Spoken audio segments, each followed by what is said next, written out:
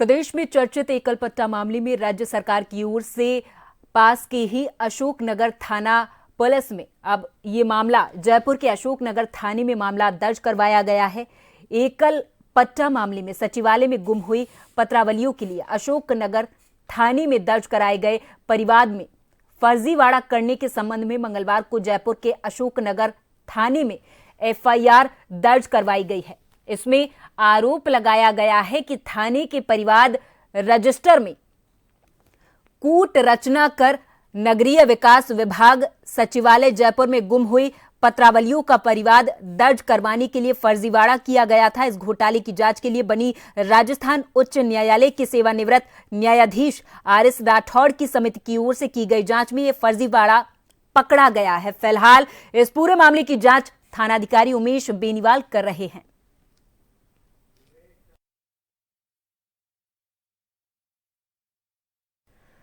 और इस खबर पर हमारे साथ हमारे संवाददाता विवेक अधिक जानकारी के साथ फोन लाइन पर जुड़ गए हैं। विवेक, बहुचर्चित एकल पट्टा मामला जिसमें राज्य सरकार ने जयपुर के अशोकनगर थाने में मामला दर्ज करवा दिया है। विवेक, बिल्कुल, देखिए, प्रदेश का चर्चित एकल पट्टा मामला एक बार फिर सुर्खियों में है।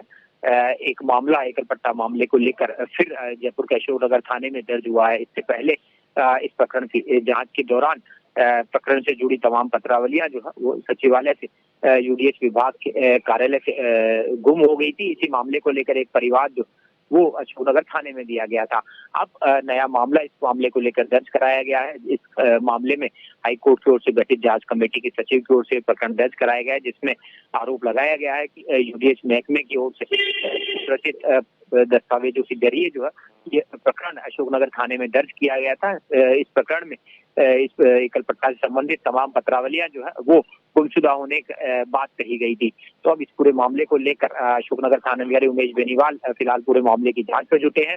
माना जा रहा है कि जिस तरह से इस प्रकरण को लेकर अब राज्य की भाजपा सरकार जो है वो काफी सतर्क हुई है। भाजपा सरकार की ओर से इस प्रकरण में जब कांग्रेस सरकार के समय इस प्रकरण को दफ्तर दाखिल करने को लेकर तमाम जो कवायद की जा रही थी उसको फिर से इस मामले को खोला गया है और सुप्रीम कोर्ट के निर्देशों के बाद अब हाईकोर्ट में इस प्रकरण की सुनवाई शुरू हो चुकी है।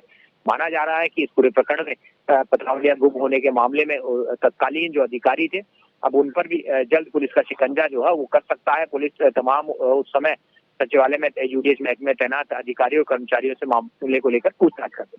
विवेक, गुम हुई पत्रावलियों का आरोप किसके ऊपर मढ़ा जा रहा है, किस पर आरोप ये लगा है और अभी क्या लगता है कब तक इस मामले पर सुनवाई हो पाएगी और ये मामला खुलकर सामने आ पाएगा? एकल पट्टा मामले में तत्कालीन यूडीएच मंत्री शांति धारीवाल के साथ ही यूडीएच सचिव रहे रिटायर्ड आईएएस जीएस संधू समेत 3 आरएएस अधिकारियों का ऊपर इस पूरे प्रकरण में जो है वो गड़बड़ी करने का आरोप था और इसी माना जा रहा है कि इसी आरोपों की जांच ना हो। जांच जब की जा रही थी तो जांच उन दोषी साबित ना हो, इसी को लेकर ये पत्रावलियां जो है वो सरकार के इशारे पर गायब की गई थी और फिर पत्रावलियां गायब होने का मामला जो है गुमशुदा होने का मामला थाने में दर्ज करा दिया गया था।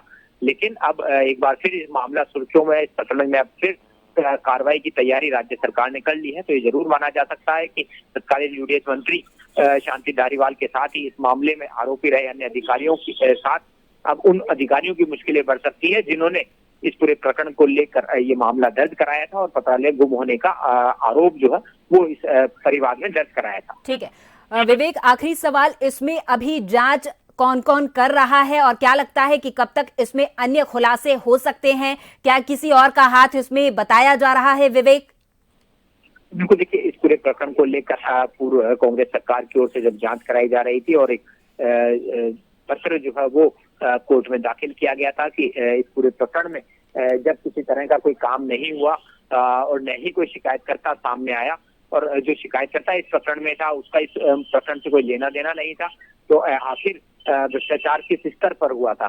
तो इसी बात का हवाला देते हुए मामले को बंद करने और पूर्व मंत्री शांति धारीवाल समेत अन्य लोगों को जो इसमें आरोपी रहे थे उनको आरोप मुक्त करने की मांग की गई थी। लेकिन अब सरकार बदलने के बाद भाजपा सरकार ने फिर इस मामले में जो है जांच का आदेश दिया है। इस पूरे प्रकरण में सुप्रीम कोर्ट में जो है राज्य सरकार की ओर से पैरवी की गई और सुप्रीम कोर्ट के निर्देश के बाद अब इस प्रकरण की फिर से राजस्थान हाई कोर्ट में जो है सुनवाई शुरू हो चुकी है। ठीक है, बहुत बहुत धन्यवाद विवेक तमाम जानकारी के लिए। तो प्रदेश में चर्चित एकल पट्टा मामले में राज्य सरकार की ओर से अब जयपुर के अशोकनगर थाने में मामला दर्ज करवा दिया गया है।